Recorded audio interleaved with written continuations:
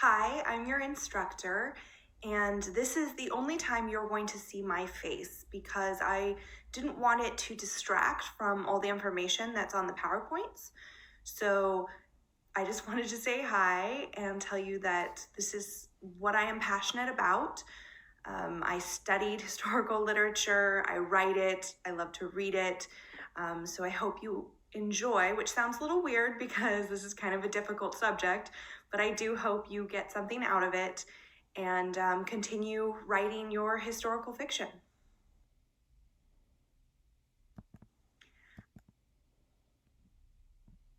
So this workshop is going to be organized in 3 different parts, and I'm going to run through all 3 parts in the same video.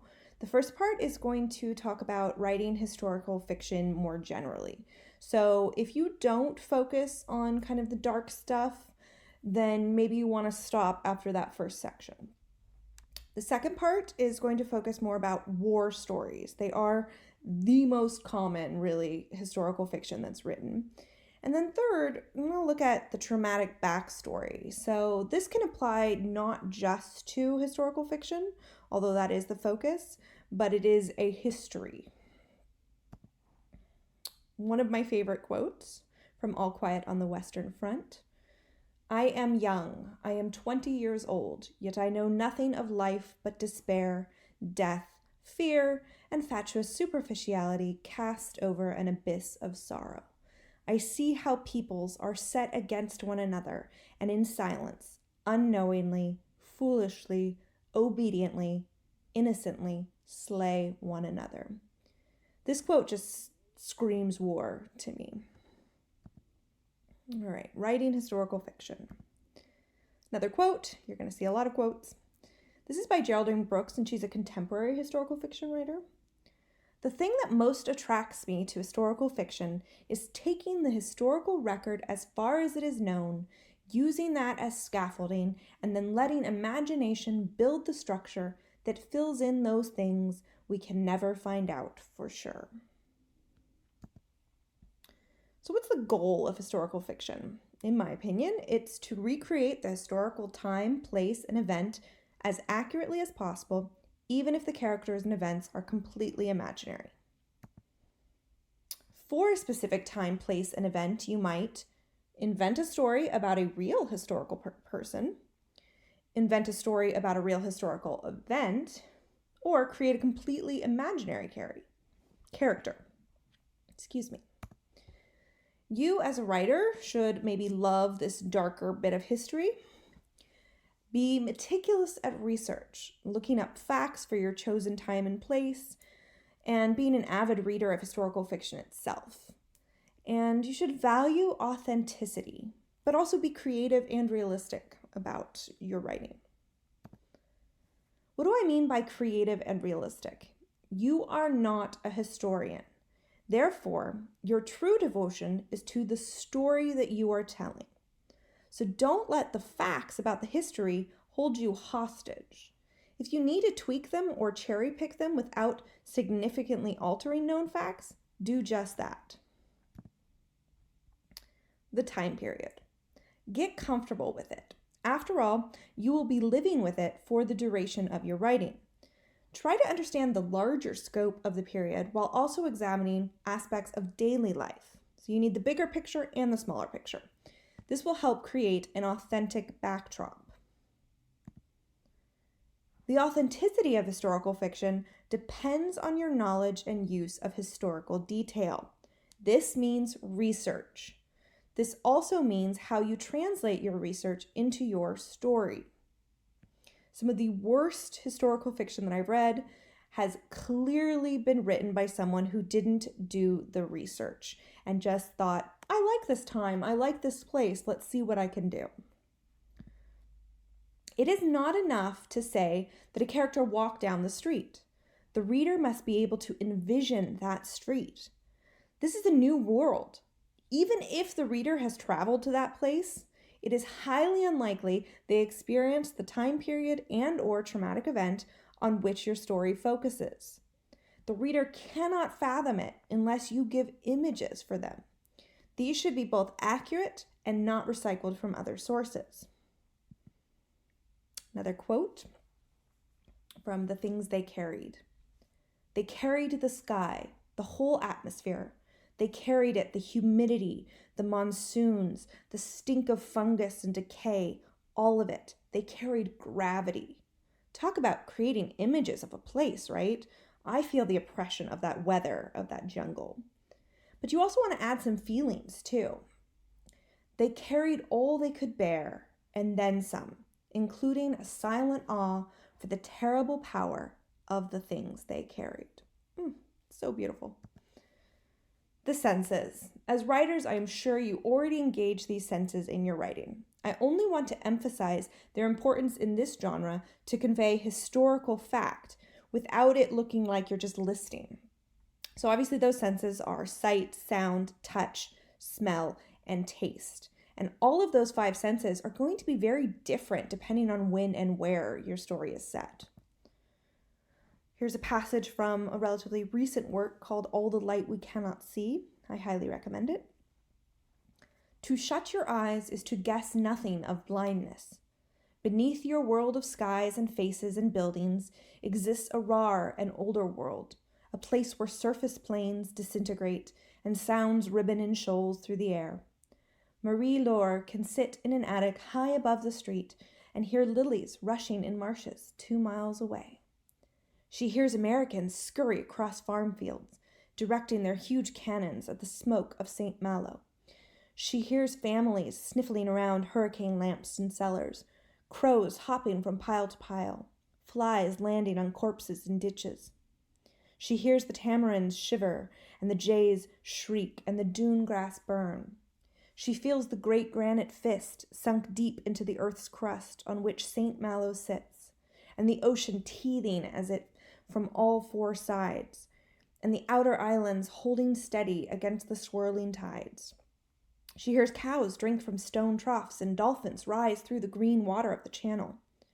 She hears the bones of dead whales stir 5 leagues below, their marrow offering a century of food for cities of creatures who will live their whole lives and never once see a photon sent from the sun.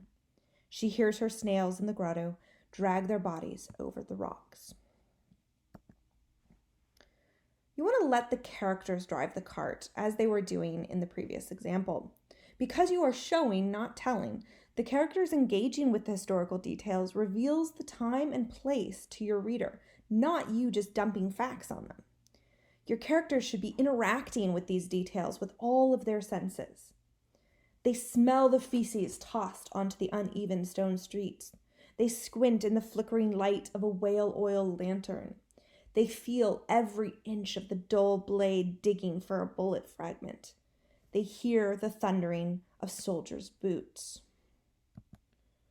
You also want to let the characters crash the cart. So allow them to question and explore their society, whether or not the real counterpart may have. This will help reveal the larger political, social, and cultural context of the time. What were the expectations for women, servants, sailors, slaves, soldiers? How did people from different parts of society interact with one another? And so on. Another passage from a relatively recent and very popular work, The Nightingale. The surrender was a bitter pill to swallow. But, I should also say I don't speak French, so I'm going to butcher the pronunciations of these names, just so you know. All right, I'll start over. The surrender was a bitter pill to swallow, but Marechal Pétain was an honorable man, a hero of the last war with Germany. Yes, he was old, but Vian shared the belief, but Vian shared the belief that this only gave him a better perspective from which to judge their circumstances. He had fashioned a way for their men to come home, so it wouldn't be like the Great War. Vian understood what Isabelle could not. Pétain had surrendered on behalf of France to save lives and preserve their nation and their way of life. It was true that the terms of this surrender were difficult. France had been divided into 2 zones. The occupied zone, the northern half of the country and the coastal regions, including Caribou, was to be taken over and governed by the Nazis. The great middle of the country, the land that lay below Paris and above the sea, would be the free zone, governed by a new French government in Vichy, led by Marechal Pétain himself. in collaboration with the Nazis. Immediately upon France's surrender, food became scarce, laundry soap unattainable, ration cards could not be counted upon, phone service became unreliable, as did the mail. The Nazis effectively cut off communication between cities and towns. The only mail allowed was in official German postcards. But for Vienne, these were not the worst of the changes. So I chose this excerpt because it really shows how to combine the personal character experiencing of these huge political machinations that are going on. The internet. You're going to use it for your research most likely, but use it wisely and strategically to inspire and inform. It can be the researcher's best friend. I mean, there is so much out there, right? You can look up on Google Maps how long it takes to walk between points in a city. You can see inside famous buildings, like this one pictured here from Istanbul. Hunt this treasure trove of interactive maps, images, videos, and historical documents to find the ones that really help you create those lush scenes. But I do want to have a little warning. The internet can also be bad for historical research because it is full of flawed information, lies, plagiarized material, and half-truths. You want to check all facts against multiple sources when possible, and don't accept everything you read at first reading. What are some good sources? History books, always good. Maps, diaries and journals from people who lived in that time period, and also museum archives. You do not want to foist your modern voice, modern knowledge, or modern opinions onto your historical characters. However, you may not want to tie your voice strictly to the times. Verily, it may bore your reader to tears or make it hard to follow the story. So you really have to find this balance between modernity and history and really keeping your voice and not having it detract from the history. Your ultimate focus should be on the story you're telling and not getting bogged down in every single detail. Strive for accuracy, but when necessary, make your best informed guess and move on. If you must tweak something, that's what the historical note at the end is for.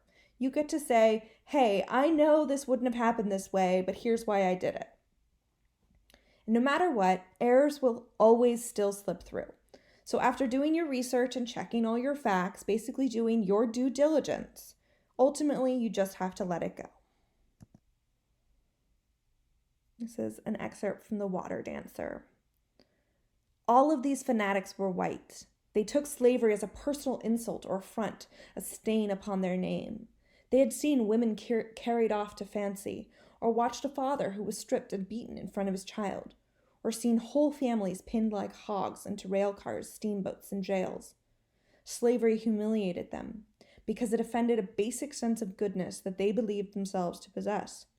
And when their cousins perpetrated the base practice, it served to remind them how easily they might do the same. They scorned their barbaric brethren, but they were brethren all the same. So their opposition was a kind of vanity, a hatred of slavery that far outranked any love of the slave. I chose this because it was a particularly haunting and beautiful way to describe slavery. All right, on to the second part, writing about war and also its peripheral events. And what do I mean by peripheral? I mean, maybe you're not focusing exactly on battles, but there's all this other stuff that goes on during war. An example would be World War II, and during that, the Holocaust. So that's kind of a peripheral event that was happening simultaneously and in the same place, but not the war itself. The things they carried. A true war story is never moral. It does not instruct, nor encourage virtue, nor suggest models of proper human behavior, nor restrain men from doing the things men have always done. If a story seems moral, do not believe it.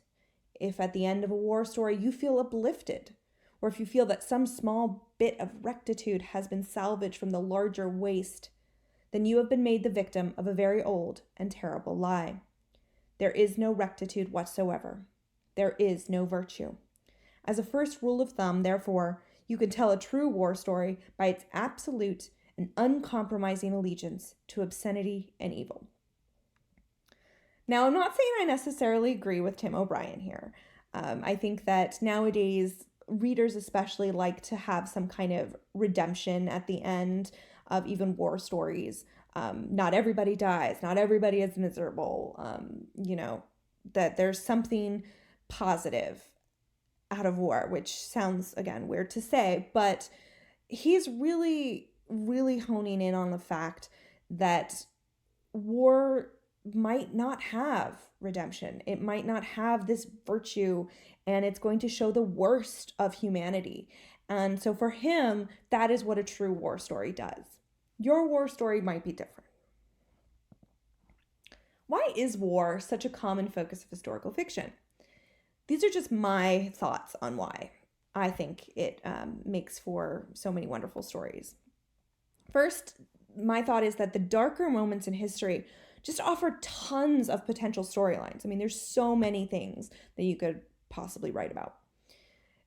War is multifaceted. There's espionage, there's the battlefields themselves, there's all the civilian experiences, you name it, there are endless possibilities. And then also that goes for the main characters. It could be politicians, soldiers, wives, children, spies, even a stray dog could be the perspective from which you tell your war story. So these are some tips for how to go about writing it. Consider whether certain violent elements need to be included. Graphic, explicit scenes can become offensive when they're overdone or unnecessary. Of course, you may be going for offensive in order to make a point about your subject, but violence that's heavy on detail needs to have a point. The key is to be aware of your choices and why you're making them. If your violence is comic, be cautious of subtext. Some people may laugh, others might be offended. Understand your characters. Whether you're writing about a perpetrator of violence, a victim, or a bystander, dig deep within your own personal capacity for empathy to tease out elements that will make all your characters human, relatable, and real, even the villains. You might not respect your antagonist's decisions, but understanding them will help you bring depth and emotion to your story. Try to avoid cliches. That goes for all writing, really, right? While every genre has its tropes, be aware of choices that lead to scenes that are overly familiar. Falling back on cliches is sometimes the easy way out. If you find yourself writing a familiar battle scene, one soldier dragging another to safety, or one person dying in another's arms, be sure to mix up the action with your own unique perspectives on these cliched scenes. When in doubt, read military memoirs and fiction. If you're not sure your battles have a realistic edge and you haven't experienced them personally, read other books in the genre. As we all know, reading is one of the best ways to improve your writing, regardless of your topic, but especially for historical fiction. I don't know personally what it was like in World War I, but there are diaries, news stories, poems, letters, etc. that might help give me a fraction of an idea. In sum, you want to focus on small detail rather than the bigger picture. Look for unusual and unexpected detail. Create atmosphere by using the five senses. Allow vulnerability to come through. It isn't necessary to focus only on death, bravery, destruction, and other common tropes. Focus on one or two characters only, rather than large numbers of soldiers. You really want your readers to connect, right, to your characters. And if there's hundreds and hundreds of them, they won't feel that connection. You also want to stir an emotional response in the reader. And this one's a little tricky, right? Because you could just pile on the graphic violence and the deaths and stuff in order to try and get that emotional response. But think a little smaller, a little more about those details and how you might get emotion from those rather than the cliches. War scenes in some ways are no different to other scenes in your historical fiction. So the most helpful advice is this focusing on small detail that I mentioned previously. Imagine you are a film director making a movie. You need wide-range camera shots to give a sense of the overall action on the battlefield. But more important than this, you also need to zoom in on individual detail to allow your audience to identify with specific characters and connect with them emotionally. So the characters had very real emotions that they would be experiencing in what was a very real war, right? If you have a battlefield with 20,000 soldiers fighting, that's a bit impersonal and vague. You can also end up reading about it in a very cold and detached way, a little like the experience of reading a history book. Although we can read about 20,000 men dying on a battlefield, and although these are the terrible deaths of real people, readers often feel little raw emotion while reading. Maybe you want to go beyond the battlefield even. Maybe your story doesn't even care what's going on in the battlefield. Perhaps that's not the story you want to tell. Take World War II, for example. Maybe you focus on the political maneuvering in the German Reich, Great Britain, France, the US, Soviet Union, Italy, Japan, or one of the other countries involved. I listed all of those to show you the potential number of places. Or your story is set in a Nazi ghetto or a concentration camp. Again, this is the periphery, right? Maybe your protagonist is an Allied nurse, or she is a Czech civilian, or you see all the different potential places that you can go beyond the battlefield. Here's an example of kind of unexpected moments and humanizing characters coming from Cold Mountain. With the snow piling up outside, the warm, dry cabin hidden in its fold of the mountain felt like a safe haven indeed, though it had not been such for the people who had lived there. Soldiers had found them and made the cabin trailhead to a path of exile, loss, and death. But for a while that night, it was a place that held within its walls no pain, nor even a vague memory collection of pain. Is another unexpected moment. There is a particularly memorable scene in Captain Corelli's Mandolin, which takes place on the Greek island of Cephalonia during the Italian and German occupation of World War II. In this scene, the two sides temporarily put down their weapons and abandon fighting to play football, soccer, together on Christmas Day. They chat, share cigarettes, and even exchange photographs of family members. They see each other as people rather than the enemy, and realize that they might have been friends in another time or place. A game of impromptu football is the last thing you would expect during a war. Surprise the reader. All right, third part of this workshop, writing the traumatic backstory. These slides actually have a lot of writing that I'm just going to read. I'm going to go kind of slow so that you can take notes, but you can pause on these big chunks of writing as well. Start off with an excerpt from a short story called The American Embassy. 2 days ago, she had buried her child in a grave near a vegetable patch in their ancestral hometown of Uminachi. Surrounded by well-wishers she did not remember now. The day before, she had driven her husband in the boot of their Toyota to the home of a friend who smuggled him out of the country. And the day before that, she hadn't needed to take a passport photo. Her life was normal, and she had taken Ugona to school, had bought him a sausage roll at Mr. Biggs, had sung along with Magic Fashik on her car radio. If a fortune teller had told her that she, in the space of a few days, would no longer recognize her life, she would have laughed, perhaps even given the fortune teller 10 naira extra for having a wild imagination. So this traumatic backstory was only a few days, but it gives you an idea of where this character is coming from when you meet them and what has happened to them in their past, even in the recent past. Perhaps your historical novel is filled with lush characters who have traumatic backstories like generational trauma or specific traumatic events. If one of the goals of writing historical fiction is to try to recreate the history in as real and authentic a way as possible, then dealing with the character's past traumas can be tricky. This trope is often accomplished in two ways. It either cripples the character beyond repair, or doesn't seem to affect the character at all.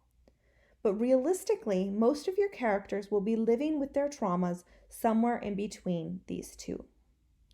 What you want most to consider when crafting their backstory is that people's reactions to trauma are as varied and complex as the trauma itself. Factors that may influence your character's present and how the trauma shaped them include age, personal history, brain chemistry, geographical location, support system, the nature of the trauma, and many others.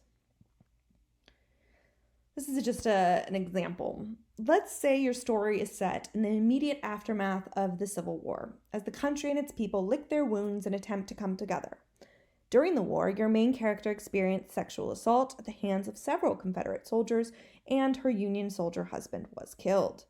When the readers first meet her, she has just arrived in the big city, having abandoned their small farm to pursue an education and become a teacher. This decision was a response to her trauma and her desire to heal from it by helping others. You'll add layers to the trauma in your overall historical narrative by having her befriend a freed slave of similar age, whose traumas are both deeply individual and generational. She is searching for her son who was sold away and living on her own for the first time, supporting herself by doing laundry, just 20 miles from the plantation where she'd been enslaved, and so on. Trauma requires writing secondary emotions. Traumatic events, current or historical, are the equivalent of an emotional tsunami. Primary emotions are the raw, knee-jerk emotional reactions to stimuli we all experience and are the most common emotions given to characters. Some primary emotions that could be triggered by trauma might be fear, frustration, guilt, self-doubt, hopelessness, loss, whether physical or psychological, powerlessness, loathing, denial, sad, and many more. When someone is hit by this tidal wave of primary emotions, secondary emotions are triggered.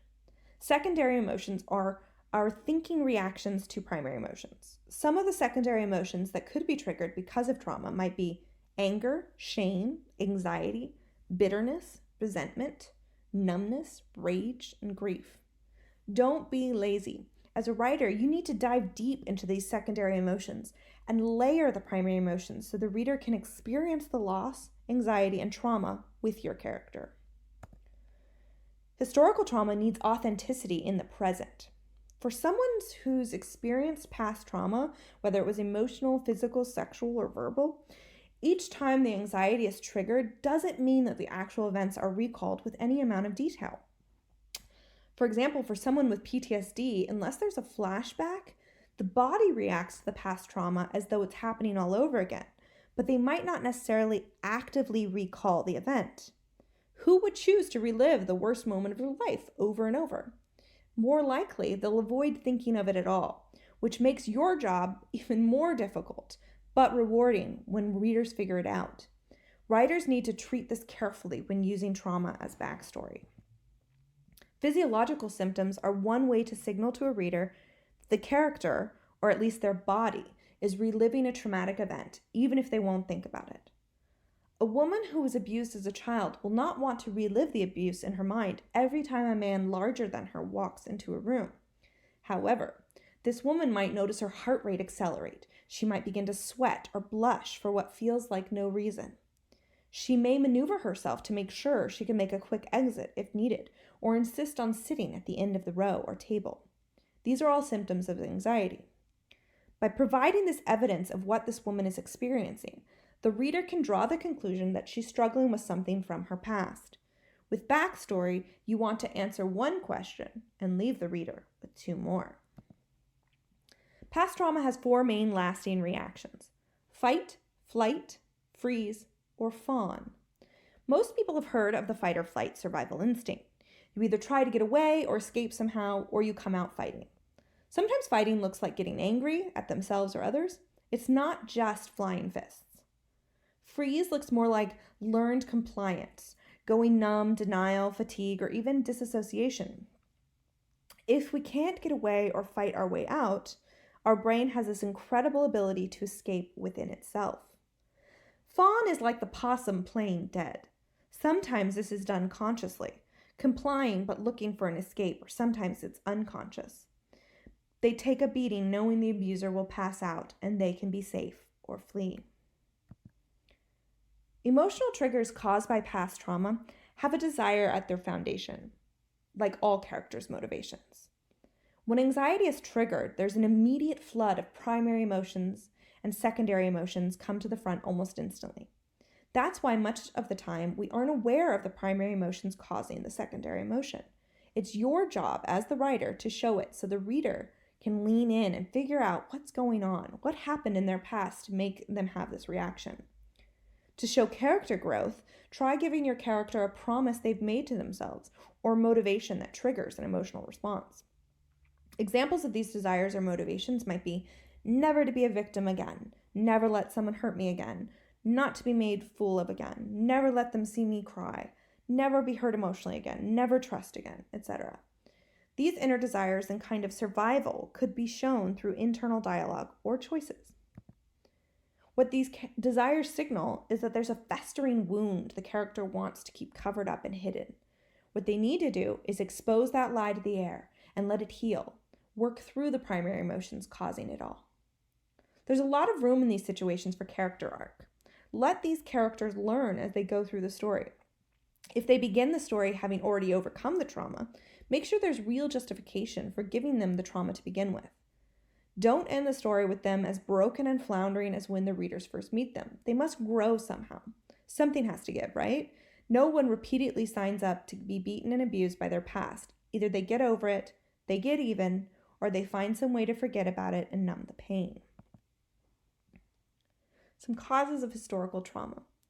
The effects and consequences of past trauma are very individual. Feelings of powerlessness and hopelessness can be caused by a wide variety of situations that to some people may not seem all that traumatic at all, so personality can play a large part in this. Having an intrusive medical procedure as a child can leave someone with anxiety. For example, if a baby was intubated, sometimes they have really strong eating disorders after. Neglect, abuse, or an unsafe living environment can cause trauma. Loss or separation from a parent at a young age can cause trauma.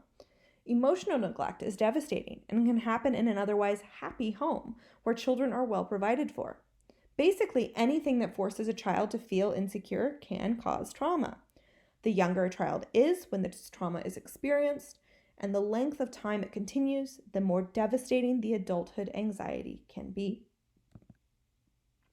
As a writer, you don't need your character to experience some kind of catastrophic attack, rape, kidnapping, torture, to experience anxiety. Being locked in a pitch black room as a child just once can cause lifelong anxiety. The degree to which the adult allows this anxiety to define them or shape their thinking, often trauma leads to shame, for example, the more the consequences will become evident in day-to-day life. Remember that whatever sort of trauma is given to a character, to layer the emotions the event caused, make sure to realistically portray how the character thinks or remembers the traumatic event. However, don't be afraid to make that character uncomfortable, to throw them headfirst into whatever their worst fear is and let them become stronger because of it. Those are the characters that readers cheer for. One excerpt from Ceremony. Teo didn't sleep well that night. He tossed in the old iron bed, and the coiled springs kept squeaking even after he lay still again, calling up humid dreams of black night and loud voices rolling him over and over again like debris caught in a flood. Tonight the singing had come first. Squeaking out of the iron bed, a man singing in Spanish, the melody of a famous love song, 2 words, again and again, y volveré. Sometimes the Japanese voices came first, angry and loud, pushing the song far away, and then he could hear the shift in his dreaming, like a slight afternoon wing changing its direction, coming less and less from the south, moving into the west, and the voices would become Laguna voices. I love this example of traumatic backstory. There are, if you're interested, some PDFs available below the video on the website where I've put the excerpts that I included in this workshop and then also an opportunity, kind of an activity to create your own scenes. So they're twofold. There are the samples that are from published and sometimes very popular historical fiction that I mentioned throughout this workshop, and just read them over again and really just think about what works for you as a reader. This is you as a reader. Does it feel authentic? Do you sense the trauma? Then create your own passages. So I've provided several historical images. Some are photographs and some are paintings because from earlier, before pre-photography times. Each image is labeled, giving you an indication of the time, place, and specific event, but that's it. Your task is to craft a short scene using details you see and select from the image. Some images may require more creativity if they're old and the details are hard to detect on this PDF, but essentially you're taking this snapshot from history and seeing how you can use all this stuff about detail and character to create a scene. That is all. I hope you enjoyed, and happy writing.